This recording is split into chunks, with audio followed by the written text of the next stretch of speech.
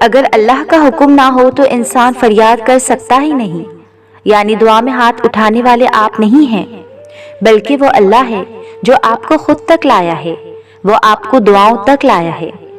کبھی سوچا ہے کہ فلاں چیز کی چاہت سے پہلے بھی کیا آپ اللہ کے پاس اسی طرح جاتے تھے، ہر روز روتے تڑپتے گڑ گڑاتے؟ کیا پہلے بھی اسے اسی طرح مناتے تھے، صبح و شام؟ اگر نہیں تو جواب بہت سیدھا اور آسان ہے۔ اللہ آپ کے اور اپنے درمیان ملاقات کے بہانے بنا رہا ہے تاکہ آپ اس سے ملنے جائیں، چاہے کوئی بھی آس دل میں لیے، کیونکہ وہ تو آپ کا اپنی طرف آنا دیکھتا ہے، پھر چاہے غرض کوئی بھی ہو۔ آزمائشیں طویل ہو رہی ہیں تو سمجھ جاؤ تمہیں چنا جا چکا ہے، اللہ کے پیارے بندوں کی فہرست میں تمہارا شمار کیا جا چکا ہے۔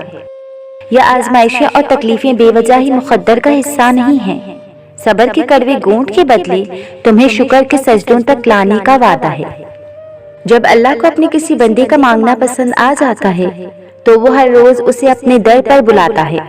اس کا رونا سن کر بھی وہ مسکراتا ہے، کیونکہ وہ جانتا ہے کہ تم اس پر یقین رکھتے ہو۔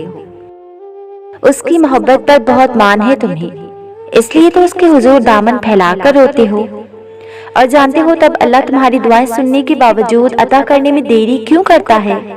کیونکہ وہ چاہتا ہے کہ تمہیں کچھ دیر اور خود کو مناتا ہوا دیکھ سکے۔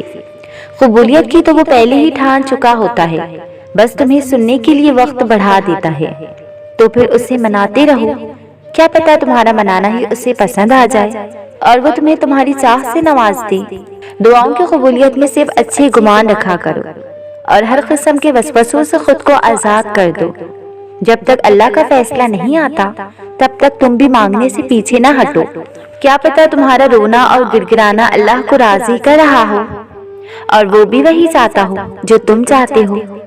بالکل ممکن ہے کہ قبولیت کا وقت کچھ ہی دیر کے فاصلے پر ہو اور تمہارا یقین اور صبر اس فاصلے کو سمیٹنے والی ہو، تو پھر چھوڑ دو ناممکن کے قصے اور صرف لفظ ممکن کو ذہن نشین کر لو، کیونکہ اللہ کے لیے سب ممکن ہے اگر وہ ممکن کرنا چاہے، اور اس کی چاہت کس طرح حاصل کرنی ہے یہ تم بخوبی جانتے ہو۔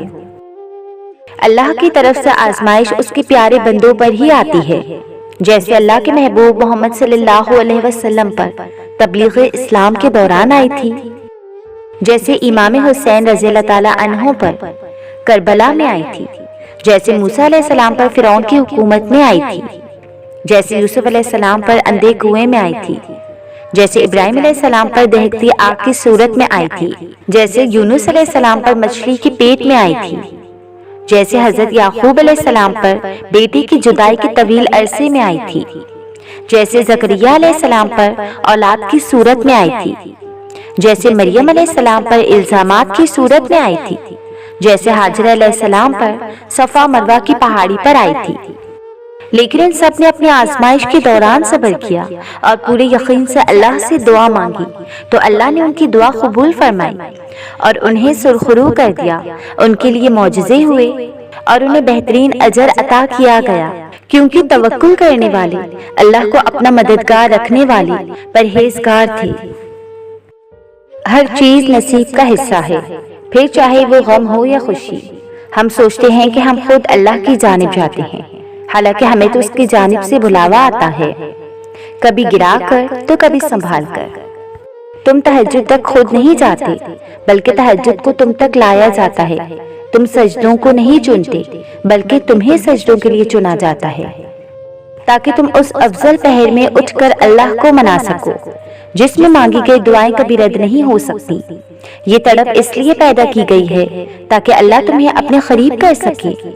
تمہیں کیا لگتا ہے جب رات سونے کے لیے بنائی گئی ہے اور ہر شخص سکون کی نیند سو رہا ہے تو تمہیں بلا وجہ ہی تڑپ اور محبت جگائے ہوئے ہے؟ نہیں، یہ تڑپ اللہ نے پیدا کی ہے۔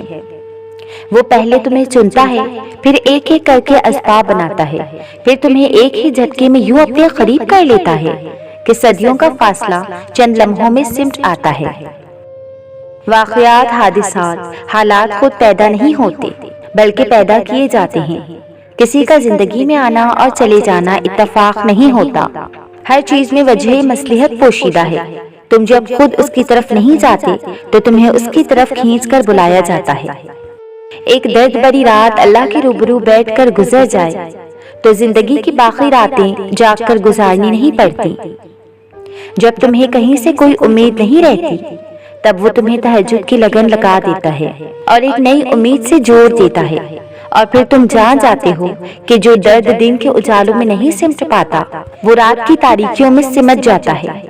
مایوس مت ہو، دل سے نکلی ہوئی ایک دعا ہر گمان کو یقین میں بدل دیتی ہے، اور اللہ تمہیں خواب تب دکھاتا ہے جب وہ ان کی تدبیر پر راضی ہوتا ہے، ورنہ اگر اس نے تمہیں وہ نہ دینا ہوتا جو تم مانگ رہے ہو تو کیا وہ تمہیں کبھی دعا کی توفیق دیتا؟ زندگی کے لمحے کی قدر اس وقت آئے گی آپ کو جب آپ یہ سمجھ جاؤ گے کہ یہ لمحہ دوبارہ زندگی میں نہیں آنے والا۔ جس طرح درود پاک دعاؤں کو مکمل کرتا ہے، اسی طرح درود پاک کی برکتوں سے ادھورے کام بھی مکمل ہو جاتے ہیں۔ جو درود پاک پڑھنا نہیں چھوڑتا انہیں اللہ اور اس کے رسول صلی اللہ علیہ وسلم بھی نہیں چھوڑتے۔ صبر کیجیے، صبر کیجیے، آخری حد تک صبر کیجیے۔ تھک جاؤ تو تھوڑا آرام کرو، مگر چلتے رہنا، اتنا چلنا کہ اللہ کو تم پسند آ جاؤ اور وہ کن کہہ دے تمہاری ادھوری دعاؤں پر، جس کی بدولت تم صبر کے راستے کے مسافر بن گئے اور اللہ کی چاہت میں چلتے رہو اور لگے رہو۔